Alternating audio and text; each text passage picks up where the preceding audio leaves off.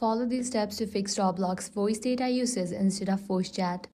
If you are seeing voice data usage instead of voice chat in Roblox, it's due to a recent update and you can still fix it with simple steps. Normally, voice chat was enabled by going into Roblox app, navigate to the More page.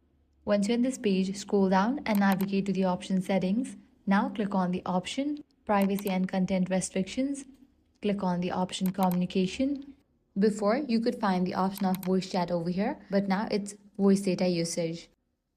To enable voice chat properly, you will need to leave the app and open your phone settings. Now scroll all the way down and navigate to the option Apps. From the list of apps, find Roblox and launch it. Now find microphone access and toggle on for it.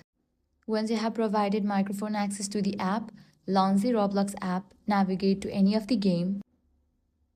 After the game loads, tap the Roblox icon in the top left corner, go to settings, and you'll now see the voice chat option there.